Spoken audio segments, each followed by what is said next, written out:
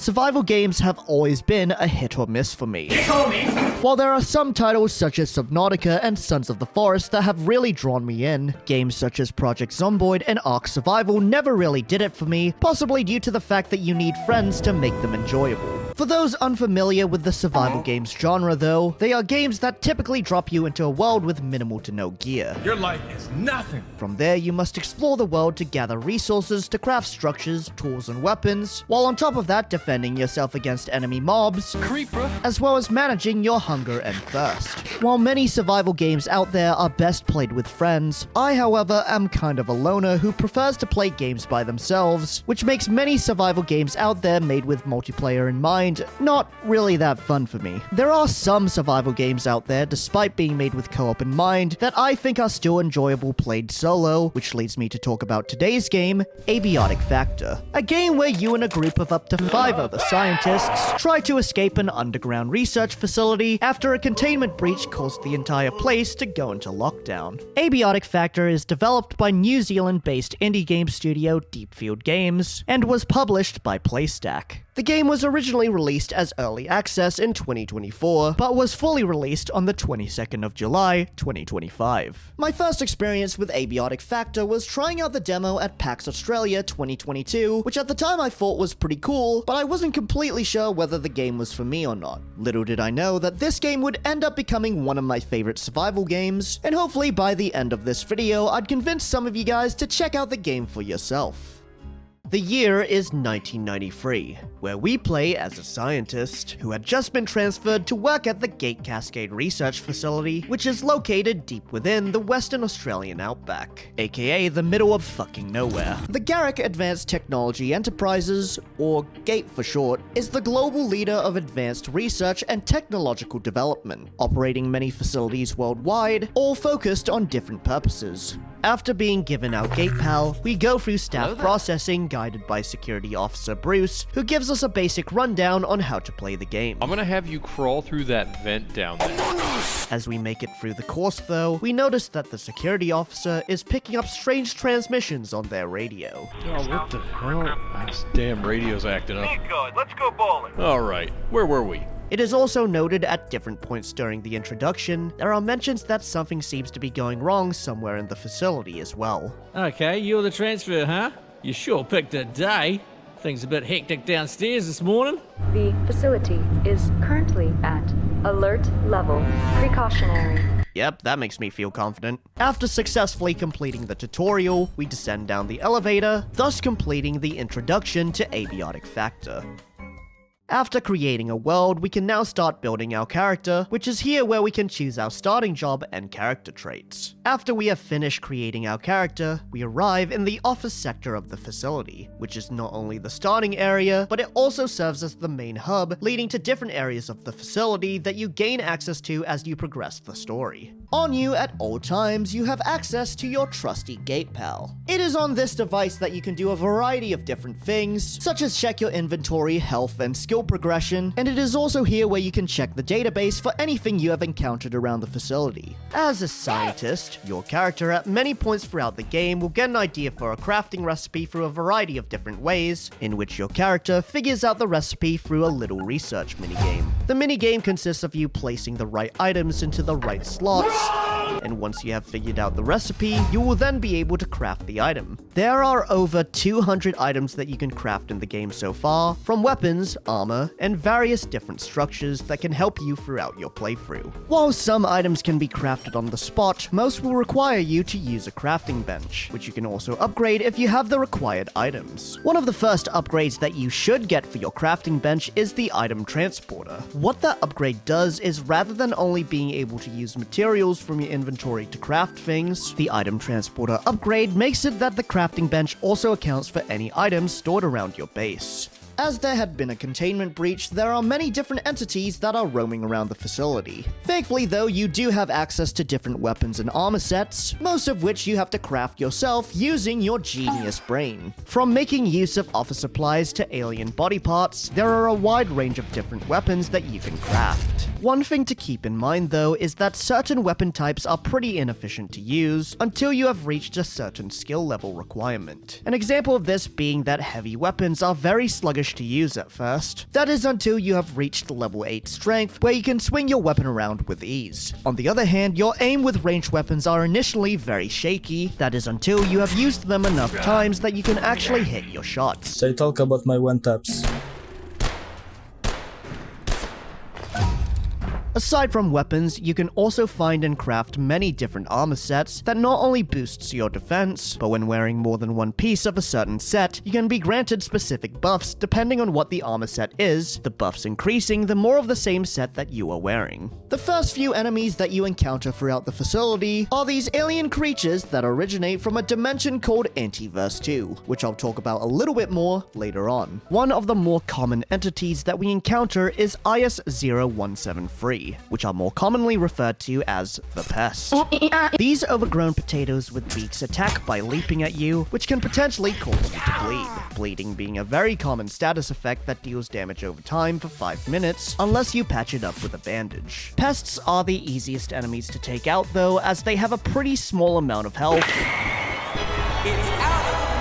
And you can even tame them to keep as pets by feeding them nachos. Essentially though, the pests are pretty much this game's equivalent to the head crabs from Half-Life. Another common entity that you encounter around the facility is IS-078, or the Peccary.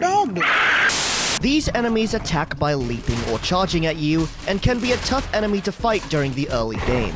They are also responsible for planting the next entity I'm about to talk about, which is IS-0171, also referred to as the Carbuncle. These guys are stationary creatures that, if close enough to them, will ensnare you with their tentacle, which pretty much restrains your movements. Although they don't deal any damage, they still can be very dangerous while fighting other enemies, as they can make you an easier target while restrained. Abiotic Factor, like many other survival games, has a day and night cycle, where night begins from 9 PM to 6 AM. Due to safety regulations, however, all power in the facility is cut off during the night hours, making many of your appliances, such as the crafting bench, unusable unless you have a portable battery to power them.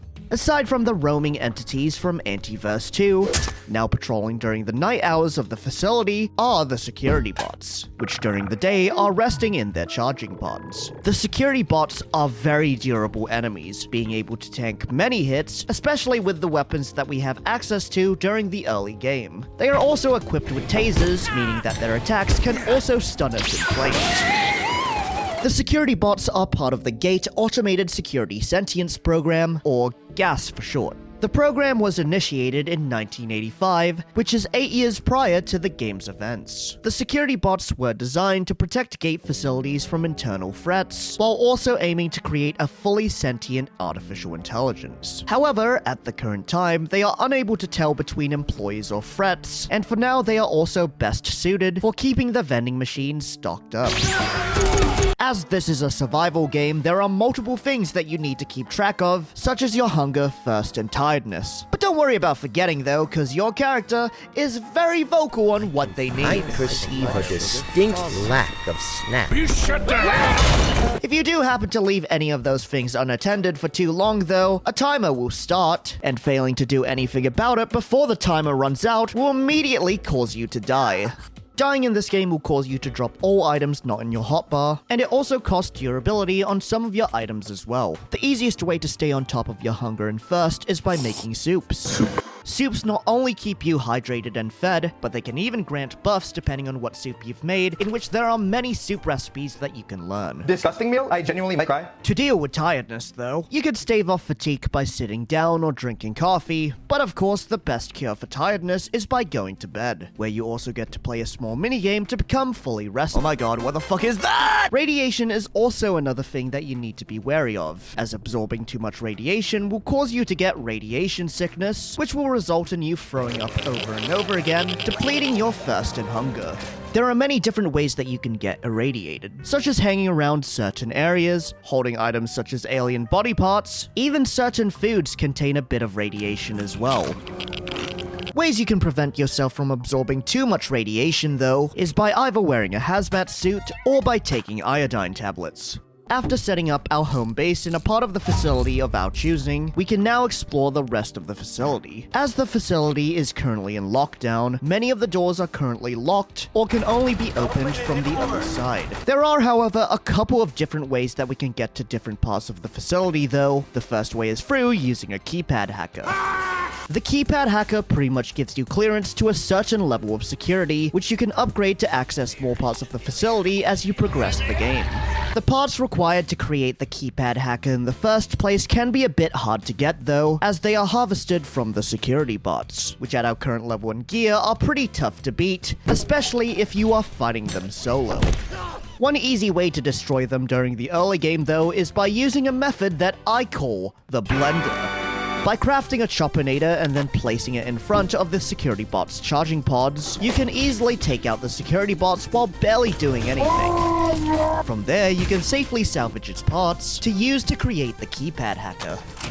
Aside from the keypad hacker, another way of progressing the story is through entering portals, which are one of the main focuses of the game. These portals send you to different locations and alternate dimensions that not only contain items required to progress the game, but also reaching the end of them can send you to a different part of the facility that you can't access any other way. Portal worlds reset after 72 in-game hours, meaning that resources respawn after 3 in-game days, unlike items found in the facility which don't respawn. An explanation on why portal worlds seem to reset has to do with something called temporal tethering. Basically, whenever someone enters a portal world, a timer begins, where after 72 hours, that portal world snaps back to where the timer first started. The first portal world that you visit in the game, although very briefly, is Antiverse 2, which is clearly inspired by the Zen dimension from Half-Life, and it is also the place of origin where creatures such as the Pest, Peccary, and Carbuncle come from. There are a few variants of Antiverse 2 that we visit throughout the game. The one that we are currently in is Antiverse 2A, also referred to as the Far Garden. It is also here where we have our first encounter with Exor-type enemies, specifically IS-0184B, or the Exor Monks. Exor Monks have the ability to teleport around the place, making them kind of troublesome to fight with melee weapons, and they also mainly attack you with ranged attacks through their energy blasts. Later on in the game, you can run into regular Exors, or IS-0184As. Although these Exors cannot teleport, they are however much more stronger than the monks, with them having more health, and instead of an energy blast, their ranged attack consists of them firing quills that can cause bleed.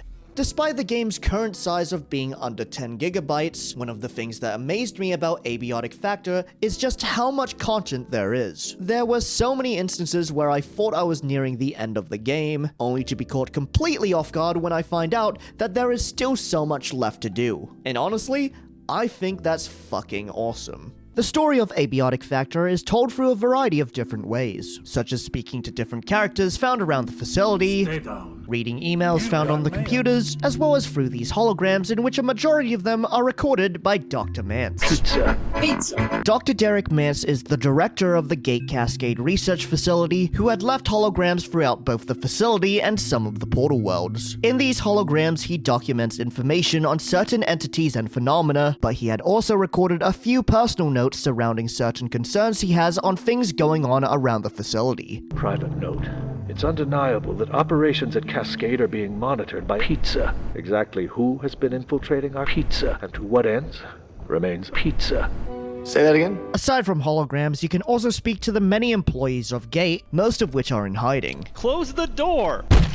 Essentially, what we find out for now is that something had gone wrong with what is called the perforation system, which is causing portals to appear, inviting different entities to roam around the facility. What the fuck is that? What exactly went wrong with the perforation system, though, is still a mystery, and is something that we need to find out. The Garrick Advanced Technology Enterprises, or GATE for short, is the global leader of advanced research and technological development, having 14 different facilities located all around the world, all serving different purposes. The Gate Cascade Research Facility mainly focuses on two things: immurement subject research and perforation technology. Immurement subject research is the study of various items, entities, and locations that exhibit anomalous properties. It's pretty much like the SCP Foundation, but instead of using SCP, they use IS for their files. Video game!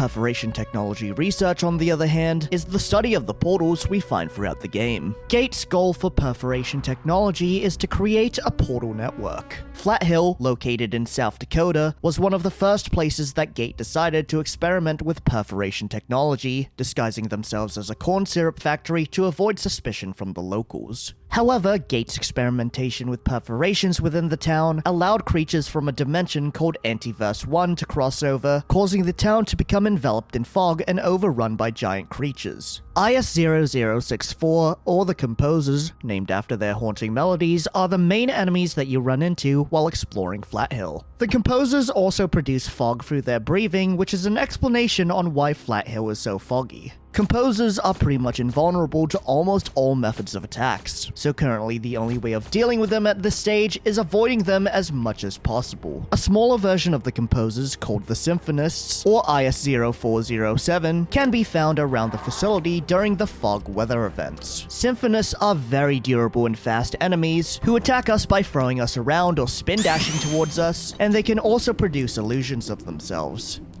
Aside from enemies from the portal worlds throughout the facility, you run into a religious militant group who calls themselves the Order, who are the ones responsible for the containment breach. You run into many of the Order's soldiers, with each of them carrying different types of firearms. Aside from the soldiers, another type of enemy serving under the Order that you can encounter are the lab rats. These members can be found snooping around the facility, and if spotted by them, instead of fighting you, most of the time they will run away, leaving a trail of scrap as they flee. Abiotic Factor is such a fun game. Although the plot is pretty straightforward, what really makes Abiotic Factor is its world. I really enjoyed reading up on the different entities and learning more about the dimensions that we visit, and there are so many things in the game that you can discover. Even though the game was made with co-op in mind, I still had a lot of fun playing through it by myself, especially with the huge amount of content there is to do in it. Now, there is a lot more that I could talk about with the game, but I highly recommend you guys check it out for yourselves, in which I've left the link to the game's Steam page in the description below. Abiotic Factor is still being updated to this day, not only with planned story DLC, but also free updates that adds more content into the game, keeping everything nice and fresh. But anyway, thank you all for watching the video. I'll catch you all in the next one. Bye bye.